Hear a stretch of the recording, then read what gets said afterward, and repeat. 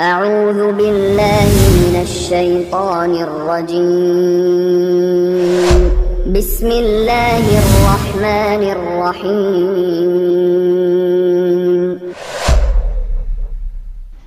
السلام عليكم ورحمة الله وبركاته. الحمد لله رب العالمين والعاقبة للمتقين والصلاة والسلام على سيدنا محمد وعلى آله وصحابه أجمعين.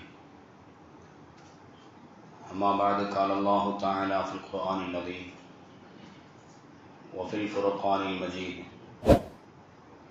أعوذ بالله من الشيطان الرجيم. بسم الله الرحمن الرحيم. ولن يؤخر الله نفسا إذا جاء أجلها والله خبير بما تعملون. صدق الله العليم. قال نبينا محمد صلى الله عليه وسلم: لقنوا أمواتكم لا إله إلا الله. صدق صادق الأمين صلى الله عليه وسلم. அல்லாஹுவின் அன்பும் அருளும் விநாயகம் ரசூலுல்லாஹி ஸல்லல்லாஹு அலைஹி வஸல்லம் அவர்கள் மீதும், அவர்களின் குடும்பத்தார்கள், சத்திய தோழர்கள், நல்லோர்கள், நாதாக்கள், வலிமார்கள், குறிப்பாக ஜும்ஆவினுடைய கடமையை நிறைவேற்ற வேண்டும் என்பதற்காக இறையில்லம் வருகை தந்திருக்கின்ற நம்மவர்கள் மீதும், உலகில் வாழ்கின்ற முஃமினான முஸ்லிமான அனைவர்கள் மீதும் அல்லாஹ்வின் அன்பும் அருளும் என்றென்றும் உண்டாவதாக. ஆமீன். கடந்துவிட்ட நிமிடங்கள் வரையிலும் நம்முடைய வாழ்நாளில் நாம் செய்த குற்றங்களை, குறைகளை, பெரும் பாவங்களை அல்லாஹ் மன்னிப்பதோடு இனி வாழும் காலமெல்லாம் பாவத்தின் அளவில் வீழாது நம்மை பாதுகாத்து நம்முடைய உள்ளங்களில் உண்டான ஆகுமான எண்ணங்களை அல்லாஹ் அங்கீகரித்துக் கொள்வானாக. அல்லாஹ் நமக்கு எதை ஏவிருக்கிறானோ அதை எடுத்து நடக்கவும், எவைகளை தவிர்த்திருக்க வேண்டும் என்று அல்லாஹ் எச்சரித்திருக்கிறானோ அத்தகைய தீமைகளில் இருந்து தவிர்த்து வாழ்வதற்குரிய உயர்ந்த பாக்கியத்தை ரப்புல் ஆலமீன் அல்லாஹ் மனிதர்களுக்கும் தந்தருள்வானாக. வாழும் காலமெல்லாம் ஆரோக்கியத்தோடு, வணக்கத்தை உள்ளச்சத்தோடு நிறைவேற்றுவதற்குரிய நிலையை, வாய்ப்பை வல்லர் ரஹ்மான் மனிதர்களுக்கும் தந்தருள்வானாக. யாரெல்லாம் மருத்துவமனைகளில் உடல்நிலை சரியில்லாது அனுமதிக்கப்பட்டிருக்கிறார்களோ அத்துணை நபர்களையும் அல்லாஹ் அவனது நிகரில்லாத அருளால் பரிபூர்ணமான உடல் சுகத்தை வழங்கி அவர்கள் மீண்டும் தனது இல்லம் திரும்பி இறைவனை வணங்கி வழிபட்டு வாழ்வதற்குரிய வழியை அல்லாஹ் விசாலமாக தந்தருள்வானாக. நாம் குழுந்திருக்கக்கூடிய இந்த இறை இல்லத்திற்கு இடமளித்து இங்கு கட்டிடம் எழுப்பி இதன் வளர்ச்சிக்காக வேண்டி இன்று வரையிலும் உடலாலும் பொருளாலும் ஆலோசனைகளாலும் யாரெல்லாம் ஒத்துழைக்கிறார்களோ, உதவி செய்கின்றார்களோ அத்துணை நபர்களையும் அல்லாஹ் அவரது நிகரில்லாத அருளால் அங்கீகரித்துக் கொள்வானாக. ஆமீன். சங்கைக்குரிய அல்லாஹ்வின் நல்லடியார்களே, கடந்த வாரத்திற்கு முந்தைய வாரம் மரணத்தை குறித்து சில செய்திகளை நாம் தெரிந்து கொண்டோம். நம்முடைய இல்லங்களில் ஒருவர் மரணம் அடையக்கூடிய நிலையில் மரணத்தை நெருங்கிக் கொண்டிருந்தால் அவர்களுக்கு அருகில் அமர்ந்து கலிமாவை நாம் ஒழிய வேண்டும், கலிமாவை அவர்களுக்கு நினைவுபடுத்த வேண்டும் என்கின்ற நபிமொழியையும், மரணமடைந்தவர்களுடைய அருகில் அமர்ந்து கொண்டு நல்ல வார்த்தைகளை பேச வேண்டும், மரணித்தவர்களுடைய உறவினர்கள் ஒப்பாரி வைத்து அழுவது கூடாது, ஆனால் கண்களில் இருந்து கண்ணீர் வடிப்பதும் உள்ளத்தில் கவலை கொள்வதும் இது யதார்த்தமான மனிதனுடைய இரக்கத்தினுடைய தன்மையில் உள்ளது என்பதையெல்லாம் நபிகள் நாயகம் ஸல்லல்லாஹு அலைஹி வஸல்லம் அவர்களுடைய பொன்மொழியின், அவர்களுடைய வாழ்வில், அவர்களுடைய குடும்பத்தவர்களில், அவர்களுடைய தோழர்களில் உண்டான நிகழ்வுகளை எல்லாம் நாம் தெரிந்து கொண்டோம். இழப்புகள் என்பது உலகத்தில் ஒவ்வொரு விதங்களில் இருக்கிறது. பொருளாதார இழப்பு, உறவுகளினுடைய அந்த சார்ந்த சில துண்டிப்பு, இது மாதிரியான இழப்புகள் என்பது மனிதனுக்கு ஒவ்வொரு கோணங்களில் இருந்தாலும் தன்னுடைய உறவில் உள்ளவர்கள் இறப்பை அடைந்து அதனால் இந்த மனிதன் அடையக்கூடிய இழப்பு என்பது மிகப்பெரிய ஒரு இழப்பு. நம்முடைய குடும்பத்தில் ஒருவர் மரணமாகி விடுகிறார் என்றால், நம்முடைய பிள்ளை மரணத்தை தழுவுகிறார் என்றால் அது நமக்கான ஒரு பெரிய இழப்பு. அந்த இழப்புகளை சந்திக்கின்ற நேரங்களில் நாம் எப்படி இருந்து கொள்ள வேண்டும் என்பதையும் இந்த மார்க்கம் நமக்கு தெளிவான முறையிலே சொல்லித் தருகிறது. அபூ மூஸா ரலியல்லாஹு அன்ஹு அவர்கள் அறிவிக்கக்கூடிய ஹதீஸ், அல்லாஹ் ரப்பல் ஆலமீன் ஒரு மனிதன் அவருடைய சிறு பிள்ளையை மரணமடைய செய்து விடுவானேயானால், அல்லாஹ் மரணமாக்கிக் கொள்வானேயானால், இதா மாத்த வலதுல் அபதி காலல்லாஹு தஆலா லி மலாயிகத்திஹி கபில்து வலத அபதி. ஒருவர் மரணிக்கிறார், மலக்குமார்களை அழைத்து அல்லாஹ் கேட்கிறான், கபல்தும் வலத அபதி, என்னுடைய அடியானினுடைய குழந்தையை, மகனை நீங்கள் கைப்பற்றிக் கொண்டீர்களா? ஃபயகூலூன நஅம், மலக்குமார்கள் சொல்கிறார்கள் ஆம். ஃபயகூலு, அல்லாஹ் மீண்டும் கேட்கிறான், கபல்தும் சமரத்த ஃபுஆதிஹி, என் அடியானினுடைய இதய கனியை நீங்கள் கைப்பற்றிக் கொண்டீர்களா? என்றால் உறவுகளில் நாம் மிகவும் நேசிப்பது நமக்கான வாரிசுகளாக இருக்கக்கூடிய பிள்ளைகள். அந்த பிள்ளைகளினுடைய இழப்பு என்பது மிகப்பெரிய ஒரு இழப்பு. ஸல்லல்லாஹு அலைஹி வஸல்லம் அவர்கள் சொல்லி காட்டுகிறார்கள், அல்லாஹ் இப்படி கேட்கிறான், கபல்தும் சமரத்த ஃபுஆதிஹி, அடியானுடைய இதய கனியை நீங்கள் கைப்பற்றிக் கொண்டீர்களா? ஃபயகூலுன நஅம், மலக்குமார்கள் சொல்கிறார்கள் ஆம், கைப்பற்றிக் கொண்டோம். ஃபயகூலு, அல்லாஹ் அப்பொழுது கேட்கிறான், மாதா கால அபதி, என்னுடைய அடியான் என்ன சொன்னார்? பிள்ளையை இழந்திருக்கக்கூடிய என்னுடைய அடியான் என்ன வார்த்தையை சொன்னார்? அல்லாஹ் கேட்கின்ற பொழுது ஃபயகூலுன, மலக்குமார்கள் சொல்வார்கள், ஹமிதக வஸ்தர்ஜா, உம்மை புகழ்ந்தார், இறைவா உன்னை புகழ்ந்தார், இன்னும் இன்னா லில்லாஹி வ இன்னா இலைஹி ராஜிஊன் என்ற வாசகத்தை அவர் மொழிந்தார் என்று மலக்குமார்கள் சொல்வார்கள். சொன்னவுடன் ஃபயகூலுல்லாஹு தஆலா, அல்லாஹ் மலக்குமார்களுக்கு சொல்வான், இப்னு அபதி பைத்தன் ஃபில் ஜன்னah, சொர்க்கத்திலே என்னுடைய இந்த அடியாருக்காக வேண்டி ஒரு வீட்டை நீங்கள் கட்டுங்கள், வஸம்மூஹு பைத்தல் ஹம்து, அதற்கு புகழுக்குரிய வீடு என்று பெயரிடுங்கள் என்று அல்லாஹ் சொல்லுவான் என்பதாக முஹம்மது ரசூலுல்லாஹி ஸல்லல்லாஹு அலைஹி வஸல்லம் சொல்றார்.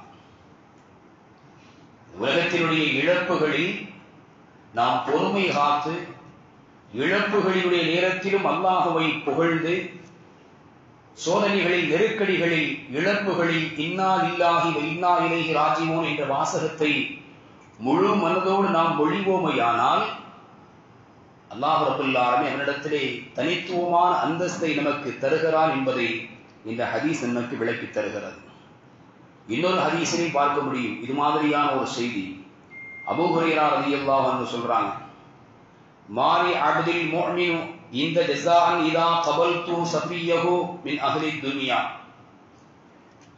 உலகத்தில் ஒரு அடியானுடைய சிறு குழந்தையை நான் கைப்பற்றுகின்ற பொழுது அவருக்குரிய கூலி சும்ம இஹ்தஸப இல்லல் ஜன்னா, அந்த அடியாரோ நன்மையை ஆதரவு வைத்த நிலையில் பொறுமை கொண்டார், இந்த அடியாருக்கு சொர்க்கத்தை தவிர வேறு கூலி என்பது இல்லை என்று அல்லாஹ் சொல்கிறான். இந்த நபிகள் நாயகம் ஸல்லல்லாஹு அலைஹி வஸல்லம் சொல்றாங்க. இழப்புகளில் பெரிதாக இருக்கின்ற பொழுதும் அந்த இடத்திலும் அல்லாஹ்விடம் பொறுமை, அவனுக்காக பொறுமை காத்து அவனிடத்திலே நன்மைகளை ஆதரவு வைத்துக் கொண்டு இருக்கக்கூடிய நிலையில் நாம் பொறுமையாக இருப்போமேயானால் அதற்கு அல்லாஹ் சொர்க்கத்தை தருகிறான் என்பதாக முஹம்மது ஸல்லல்லாஹு அலைஹி வஸல்லம் சொல்றாங்க. ஒருவர் மரணமாகிவிட்டார், மையத்தினுடைய காரியங்களை சுத்தம் செய்து குளிப்பாட்டப்படுகிறது.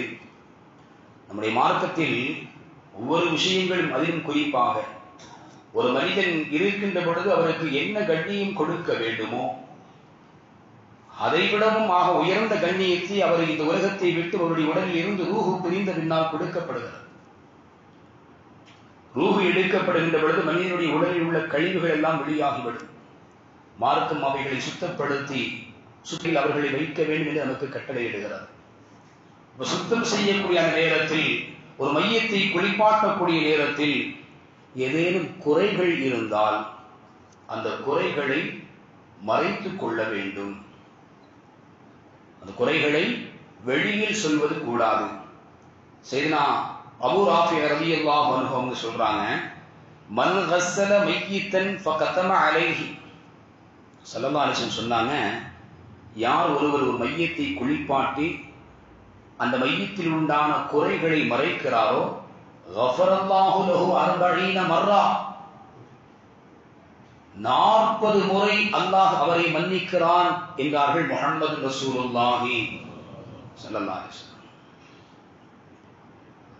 குளிப்பாட்டக்கூடியவர்கள், அந்த மையத்தை சுத்தம் செய்யக்கூடியவர்கள், எந்த குறைகள் தன்னுடைய கண்களில் தென்பட்டாலும் அந்த குறைகளை மறைக்க வேண்டும். பொதுவாகவே இந்த மார்க்கம் சொல்லித்தரக்கூடிய செய்திகளில் ஒன்று, முஃமினான மனிதனுடைய குறைகளை எவர் மறைக்கிறாரோ அவருடைய குற்றங்குறைகளை நாளை மறுமையில் அல்லாஹ் மறைப்பான் என்கிறார்கள் முஹம்மது ரசூலுல்லாஹி ஸல்லல்லாஹு அலைஹி வஸல்லம். முஃமினான மனிதனுடைய குறையாக இருந்தாலும் மறைக்கணும். அந்த குறைகளை சரிப்படுத்தி ஆக வேண்டும் என்கின்ற நிலை இருக்குமே, ஆனால் அவரை அழைத்து அவருக்கு புரியும்படியான, அவர் உணர்ந்து கொள்ளும்படியான நல்ல வார்த்தைகளை கொண்டு அந்த குறைகளை அவருக்கு என்ன செய்யணும், அதை சரி செய்து கொள்ளுங்கள் அப்படின்னு சொல்லணும். ஒரு குறையை பார்த்துட்டோம் அப்படிங்கிறதுக்காக வேண்டி நாம் அவர் மீது கோபப்படுவதையோ அல்லது தடித்த வார்த்தைகளை பயன்படுத்துவதை மார்க்கம் என்ன செய்யல, நமக்கு அனுமதி கொடுக்க. அந்த குறைகள் அவரிடமிருந்து களையப்பட வேண்டும் என்றால் அவரை அணுகி அவரிடத்திலே உரிய முறையில் நல்ல வார்த்தைகளை கொண்டு அவர் புரிந்து கொள்ளும்படியான நிலையில் நாம் அந்த குறைகளை எடுத்து சொல்லணும். ஜனாசாவினுடைய குறைகளை எவர்கள் மறைக்கிறார்களோ அவர்களுக்கு 40 முறை அல்லாஹ் அவர்களை மன்னிக்கிறான். ஜனாசாவினுடைய வீட்டுக்கு நம்ம போயிட்டோம் அப்படின்னு சொன்னாலே இறந்தவர்களுடைய நல்லதை மட்டுமே நாம் பேச வேண்டும், அல்லது வாய்மூடி மௌனமாக இருந்து கொள்ள வேண்டும். வாய்மூடி மௌனமாக இருக்கணும். பேசக்கூடிய நிலை என்று சொன்னால் இறந்து போன நபரை குறித்து பேச வேண்டிய நிலை என்றால் அவர்களுடைய வாழ்வில் செய்த நல்லமல்களை குறித்து நம்ம பேசணும். அதுபோல ஒருவர் இறந்து விட்டார் என்றால் அவருடைய ஜனாசாவில் நாம் கலந்து கொள்ள வேண்டும். ஜனாசா தொழுகையில் கலந்து கொள்வது என்பது நமக்கான பெரிய நன்மையை தரக்கூடிய காரியமாக இருக்கிறது. அபூ ஹுரைரா ரலியல்லாஹு அன்ஹு அவங்க சொல்றாங்க, قال رسول الله صلى الله عليه وسلم, நபிகள் நாயகம் ஸல்லல்லாஹு அலைஹி வஸல்லம் அவர்கள் சொன்னார்கள், மன் ஷஹிதல் ஜனாஸத ஹத்தா யுஸல்ல அலைஹா ஃபலஹு கீராத். ஒருவர் ஜனாசாவில் பங்கெடுத்து அதனுடைய தொழுகை நடத்தப்படுகின்ற வரையிலும் அவர் பங்கெடுத்தார் என்று சொன்னால் அவருக்கு ஒரு கீராத்தினுடைய நன்மை அப்படின்னா. ஒமன் ஷஹிதஹா ஹத்தா துதுஃபன ஃபலஹு கீராத்தானி. ஒருவர் ஜனாசாவில் கலந்து கொண்டார், அதை கொண்டு வருகின்ற பொழுது பின்தொடர்ந்து வந்து தொழுகையில் பங்கெடுத்து அதை அடக்கம் செய்வதிலும் கலந்து கொண்டார் என்று சொன்னால், அடக்கம் செய்கின்ற வரையிலும் அதில் பங்கெடுக்கிறார் அந்த நிகழ்வில் என்றால் அவருக்கு ஃபலஹு கீராத்தானி, 2 கீராத்தினுடைய நன்மைகள் உண்டு என்று நபிகள் நாயகம் ஸல்லல்லாஹு அலைஹி வஸல்லம் சொல்றாங்க. கீழ ஒமல் கீராத் ஒமல் கீராத்தானி. சஹாபாக்கள் கேட்டாங்க, கீராத்னா என்ன யாரோ சொல்லலாம். நபிகள் நாயகம் ஸல்லல்லாஹு அலைஹி வஸல்லம் சொன்னார்கள், மிஸ்லுல் ஜபலைனில் அதீமைன், மிக பிரம்மாண்டமான 2 மலைகள் என்றார்கள் முஹம்மது ரசூலுல்லாஹி ஸல்லல்லாஹு அலைஹி வஸல்லம். அந்த அளவிற்கு உண்டான நன்மை. இன்னொரு ஹதீஸில் இப்படி வருகிறது, மனித்தபஅ ஜனாஸத முஸ்லிமின் ஈமானன் வ இஹ்திசாபன். இந்த ஹதீஸை அபூ ஹுரைரா ரலியல்லாஹு அன்ஹு அறிவிக்கிறாங்க.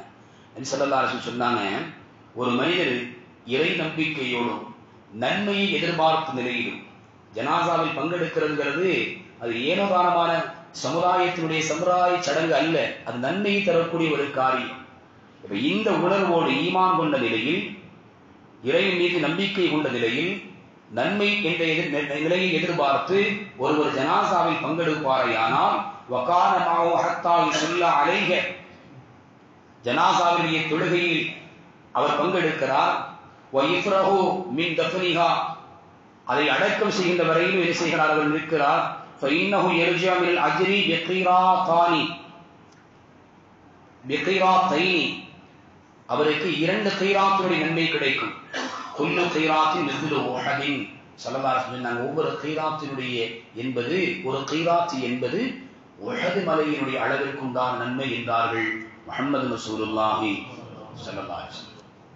ஜனாசாவினுடைய தொழுகையில பங்கெடுத்துக் கொள்வதற்கான ஒரு நிலைகள், வாய்ப்புகள் இருக்குமையானால் அதை நாம் ஒருபோதும் தவறவிட்டு விடக்கூடாது.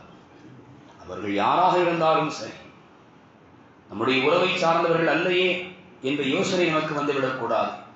ஒரு முஃமின் முஸ்லிமான மனிதர் யாராக இருந்தாலும் சரி, அவருடைய ஜனாசாவில் நாம் பங்கெடுத்தால் இவ்வளவு பெரிய நன்மைகளை நமக்கு இந்த மார்க்கத்தில் நமக்கு கிடைக்கப் பெறுகிறது என்பதை நாயகம் ஸல்லல்லாஹு அலைஹி வஸல்லம் அவர்களுடைய இந்த ஹதீஸில் நமக்கு விளக்கி தருகிறது.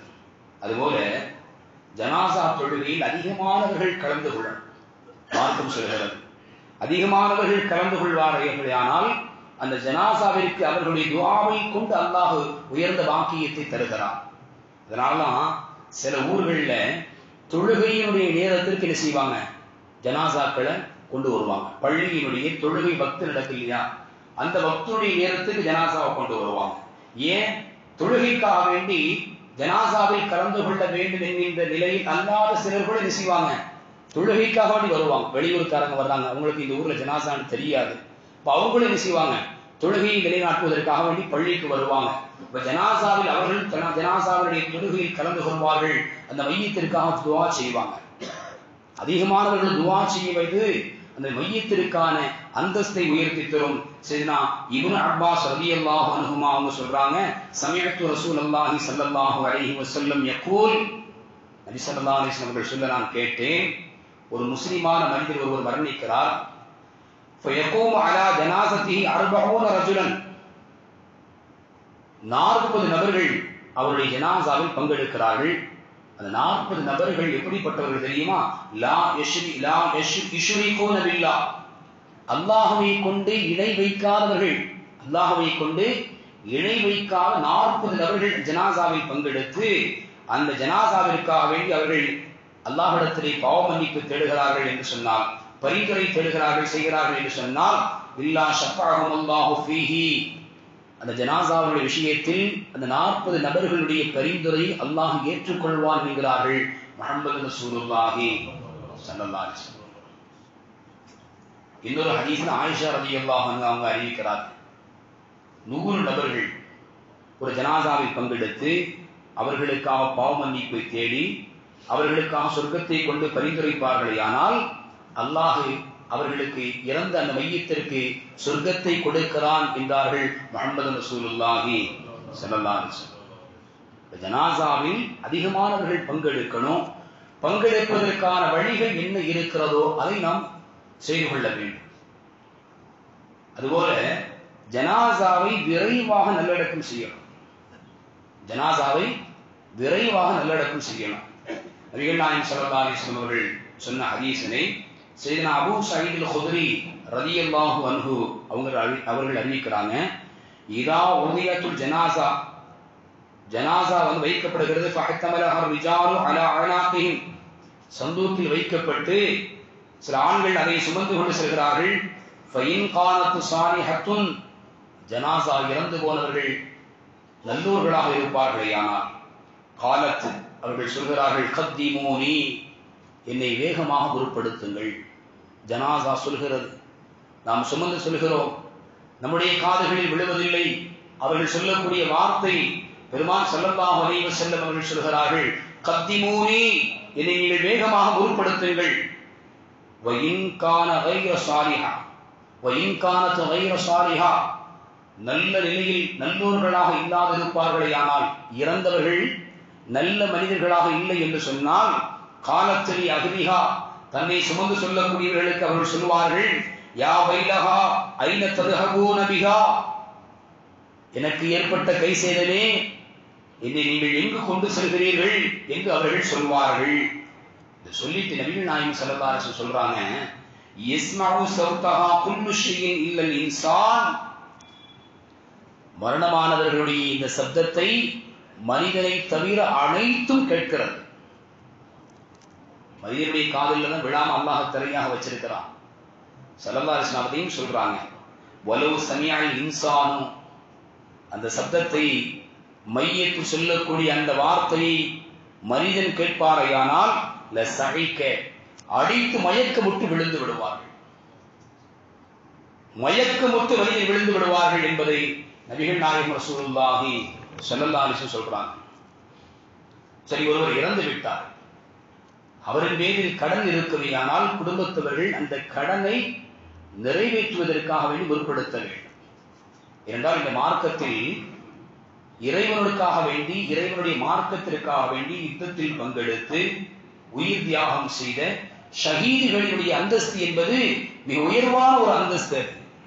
அந்த ஷஹீதை குறித்த நபிகள் நாயகம் ஸல்லல்லாஹு அலைஹி வஸல்லம் அவர்கள் பேசுகின்ற பொழுது சொன்னார்கள், அவர்களுடைய ஒட்டுமொத்த பாவங்களையும் அல்லாஹ் மன்னித்து விடுவான் என்றார்கள் கண்மணி நாயகம் ரசூலுல்லாஹி ஸல்லல்லாஹு அலைஹி வஸல்லம். அவர்கள் மீது இந்த உலகத்தில் ஒருவருக்கு கடன் கொடுக்க வேண்டும் என்கிற நிலை இருக்குமையானால் அந்த கடன் நிறைவேற்றப்படுகின்ற வரையிலும் அல்லாஹ் அதை மன்னிக்க மாட்டான். பெருமானார் ஸல்லல்லாஹு அலைஹி வஸல்லம் அவர்கள் சொல்லக்கூடிய ஒரு ஹதீஸ், அபூ ஹுரைரா ரலியல்லாஹு அன்ஹு அவர்கள் சொல்கிறார்கள், கால ரசூலுல்லாஹி ஸல்லல்லாஹு அலைஹி வஸல்லம், நபிகள் நாயகம் ஸல்லல்லாஹு அலைஹி வஸல்லம் அவர்கள் சொன்னார்கள், நஃப்சுல் முஃமினி முஅல்லகத்துன் பிதைனிஹி ஹத்தா யக்தா அன்ஹு, முஃமினான அடியாருடைய ஆன்மா என்பது கடனை கொண்டு இணைக்கப்பட்டதாக இருக்கிறது. ஒருவருடைய ரூஹு கடனை கொண்டு இணைக்கப்பட்டதாக இருக்கிறது. ஹத்தா யக்தா அன்ஹு, அவருடைய கடன் நிறைவேற்றப்படுகின்ற வரையிலும்.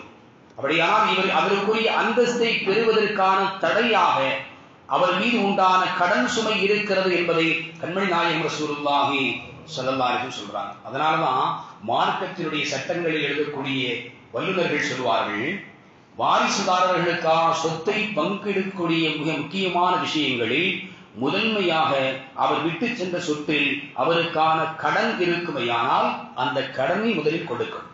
அந்த கடனை என்ன செய்யணும்? முதல்ல கடனை கொடுத்தது போக மீதம் என்ன இருக்குதோ அதுதான் வாரிசுதாரர்களுக்கான சொத்தாக பங்கிடப்படும் என்பதை மார்க்கத்தினுடைய சட்டமாக நம்மால் பார்க்க முடிகிறது. இப்ப கடன் இருக்குமையானால் நம்மிலே, நம்முடைய உறவுகளிலே இறந்த மனிதன் மீது ஒரு கடன் சுமை இருந்தால் அதனை உடனே நாம் நிறைவேற்றி கொடுக்க வேண்டும். அதன் கடனை நாம் நிறைவேற்றி விட வேண்டும்.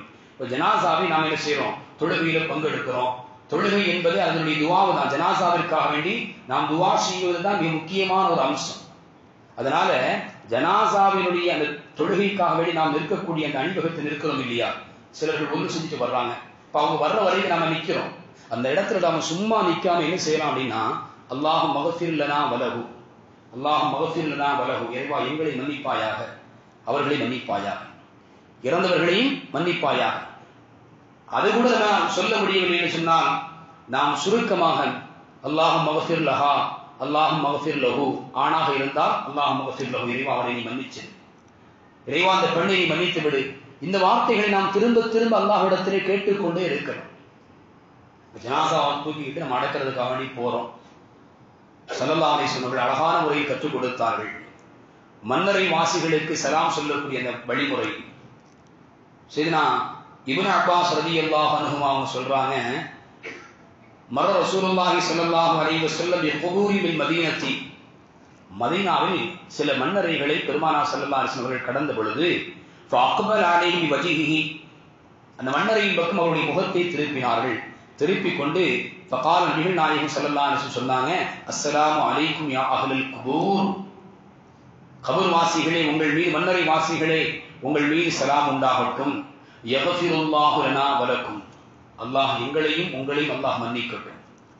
பிரத்யேகமான விஷயம் என்பது, மூலதனம் என்பது இறைவனுடைய மன்னிப்பு தான். அதிலும் குறிப்பாக ஜனாசாவினுடைய ஒவ்வொரு காரியங்களிலும் இந்த மன்னிப்பை நாம் கேட்டுக்கொண்டே இருக்கணும். மன்னரைக்கு நாம் அடக்கப்படக்கூடிய அந்த இடத்திற்கு நாம் செல்கின்ற பொழுது நாம் ஓத வேண்டிய துவா இது. ஸல்லல்லாஹு அலைஹி வஸல்லம் கேட்கிறாங்க, அல்லாஹ் எங்களையும் உங்களையும் அல்லாஹ் மன்னிப்பானாக.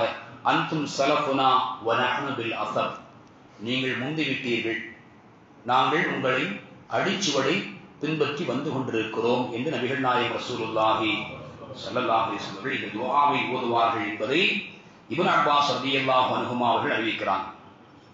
அதுபோல ஜனாசா அடக்கம் செய்யப்படக்கூடிய அந்த இடம் ரொம்ப முக்கியமான ஒரு இடம். அது நம்மோடு வாழ்ந்த ஒருவர், இன்னும் சொல்வதானால் நம்மை விட ஆரோக்கியமாக இருந்திருப்பார்கள், நம்மை விட வயதில் குறைந்தவர்களாக இருந்திருப்பார்கள், அல்லது இந்த உலகத்தில் திறம்பட செயல்பட்டவர்களாக இருந்திருப்பார்கள்.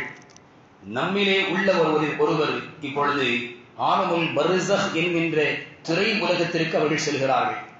அந்த இடத்தில், அந்த நிலையில் உறவினர்களுடைய அந்த மனதில் உண்டான இழப்பினுடைய வலியை நாம் உணர்ந்து கொண்டு அந்த இடத்தில் ரொம்ப கண்ணியமா நிற்கணும்.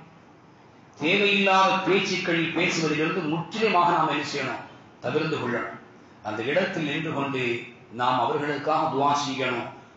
சுருக்கமான வார்த்தை, ஆணாக இருந்தால் அல்லாஹும் மக்ஃபிர் லஹு, பெண்ணாக இருந்தால் அல்லாஹும் மக்ஃபிர் லஹா. இரண்டாம் நபிகள் நாயகம் ஸல்லல்லாஹு அலைஹி வஸல்லம் அவர்களை குறித்து உஸ்மான் ரலியல்லாஹு அன்ஹு அறிவிக்கிறாங்க, கான நபி ஸல்லல்லாஹு அலைஹி வஸல்லம் இதா ஃபுரிஹ மின் தஃனில் மய்யித்தி வகஃப அலைஹி, ஒரு மையத் அடக்கம் செய்யப்பட்டு பின்னால் நபி ஸல்லல்லாஹு அலைஹி வஸல்லம் அவர்கள் அந்த கபருக்கு அருகில் நிற்பார்கள். வகால, இன்னும் சொல்வார்கள், இஸ்தக்ஃபிரு லி அஹீக்கும், உங்களுடைய சகோதரருக்காக வேண்டி நீங்கள் பாவ மன்னிப்பு தேடுங்கள். யாரை பார்த்து சொல்றாங்க? இருக்கக்கூடிய சஹாபாக்களை பார்த்து சொல்லுகிறார்கள், உங்களுடைய சகோதரர் யார் அடக்கப்பட்டார்களோ அவர்களுக்காக வேண்டி நீங்கள் பாவ மன்னிப்பு தேடுங்கள். வஸலூ லஹு தஃபீத, அவருக்காக அல்லாஹ்விடத்திலே முன்கர் நக்கீர் கேள்வி கேட்கின்ற பொழுது உறுதிப்பாட்டை தளர்ந்து விடாமல், நாவுகள் குளராமல் பிறளாமல், அவர்கள் எதை பதிலாக சொல்ல வேண்டும் அந்த பதிலை முறையாக சொல்வதற்கான உறுதிப்பாட்டை அல்லாஹ் அவருக்கு தர வேண்டும் என்பதற்காக நீங்கள் கேளுங்கள். நாம கேட்கணும். நாம அங்க நின்று உலக கதையில பேசிக்கிட்டு இருக்கிறோம், சிரிச்சுக்கிட்டு இருக்கிறோம். அருமையானவர்களே, நம்மோடு வாழ்ந்தவர்கள் ஒருவர், இந்த உலகத்தினுடைய கடைசி நிகழ்வு, அதற்கு பின்னால் எந்த இடத்தில் இந்த உலகத்தில் வாழ்கின்ற பொழுது அவருடைய முகத்தை நம்மால் பார்க்கவே முடியாது. உறவினுடைய வலி எப்படி இருக்கும், அவர்களுடைய இழப்பினுடைய அந்த வேகம், அவருடைய உள்ளத்தில் உண்டான காயம் எவ்வளவு தூரம் இருக்கும். அந்த இடத்தில் என்று சகஜமாக நாம் சிரித்து பேசிக் கொண்டிருக்கிறோம். அந்த இடத்தில் நம்முடைய நிலையை, நம்முடைய உறவில் உள்ளவர்கள், அடுத்தவர்களை விடுங்கள், நாமும் இது போன்று ஒரு நாள் அடக்கப்படுவோம் என்கின்ற உணர்வு நம்முடைய உள்ளத்தில் வந்து விடுமையானால் பேசுறதுக்கு நான் வராது. ஸல்லல்லாஹு அலைஹி வஸல்லம் சொல்றாங்க, இஸ்தக்ஃபிரு லி அஹீக்கும், உங்களுடைய சகோதரருக்காக நீங்கள் துஆ செய்யுங்கள். வஸலூ லஹு தஃபீத, அல்லாஹ்விடத்தில் அவருக்காக உறுதிப்பாட்டை நீங்கள் கேளுங்கள் அப்படின்னு சொல்லிட்டு ஸல்லல்லாஹு அலைஹி வஸல்லம் சொல்றாங்க, ஃபஇன்னஹுல் ஆன யுஸ்அலு, என்றால் அவர்கள் அடக்கம் செய்யப்பட்டவர்கள் இப்பொழுது கேள்வி கேட்கப்பட்டு கொண்டிருக்கிறார்கள் என்றார்கள் முஹம்மது ரசூலுல்லாஹி ஸல்லல்லாஹு அலைஹி வஸல்லம். ஆலமுல் பர்ஸஹ், திரைமறைவான உலகம், அது அங்கு என்ன நடக்கிறது என்பது நமக்கு தெரியாது. அவர்கள் கேள்வி கேட்கப்பட்டு கொண்டிருக்கிறார்கள். அதனால் அவர்களுக்கான உறுதிப்பாட்டையும் அவர்களுக்காக பாவ மன்னிப்பையும் அல்லாஹ்விடத்தில் நீங்கள் கேளுங்கள் என்கிறார்கள் முஹம்மது ஸல்லல்லாஹு அலைஹி வஸல்லம். அருமையானவர்களே, நாம் மரணத்தினுடைய நிலைகளில் மனிதர்களை பார்க்கின்ற பொழுது அவர்களுக்கான லா இலாஹ இல்லல்லாஹ் என்ற கலிமாவை நாம் அவர்களுக்கு நினைவூட்டுவதோடு, ஒரு ஜனாசா என்று சொன்னால் அதில் தொழுகைக்கு நாம் கலந்து கொள்வதற்கான முயற்சியை மேற்கொள்ள வேண்டும். ஜனாசா நல்லடக்கம் செய்யப்படக்கூடிய நேரம் வரையிலும் நாம் இருக்க வேண்டும். குறிப்பாக எங்கெல்லாம் நமக்கான அமைதிகள், ஓய்வுகள் கிடைக்கிறதோ அந்த இடங்களிலெல்லாம் நின்று கொண்டு வீணான விஷயங்களை பேசாமல், உலகம் சார்ந்த விஷயங்களை, செய்திகளை பரிமாறிக்கொள்ளாமல், நல்ல காரியங்களை, இறந்தவரை குறித்து நல்ல செய்திகளை பேச வேண்டும். இல்லை என்று சொன்னால் அவர்களுக்காக வேண்டி இஸ்திக்பார் செய்யக்கூடியவர்களாக பாவ மன்னிப்பு தேடக்கூடிய வார்த்தைகளை துஆவாக நாம் ஆக்கிக் கொள்ள வேண்டும். அல்லாஹ் ரப்பல் ஆலமீன் நீண்ட ஆயுளோடு நிறைவான ஆரோக்கியத்தோடு அல்லாஹ் புரிந்து கொள்ளக்கூடிய நிரப்பமான அமல் செய்து வாழக்கூடிய வாக்கியத்தை ரப்பல் ஆலமீன் அல்லாஹ் நமக்கு தருவானாக. நம்மை விட மரணத்தால் யாரெல்லாம் முந்திவிட்டார்களோ அத்துணை நபர்களுடைய குற்றம் குறைகளையும் பாவங்களையும் அல்லாஹ் மன்னித்து அவர்கள் உலகத்தில் வாழக்கூடிய காலங்களில் அவர்கள் செய்த நல்லவர்களை எல்லாம் அல்லாஹ் அங்கீகரித்து அதன் பொருட்டால் அவர்களை உயர்ந்த சொர்க்கத்தில் அல்லாஹ் அவர்களை தங்கச் செய்வானாக. வஆகிரு தஅவானா அல்ஹம்துலில்லாஹி ரப்பில் ஆலமீன். அஸ்ஸலாமு அலைக்கும் வரஹ்மத்துல்லாஹி வபரகாத்துஹு.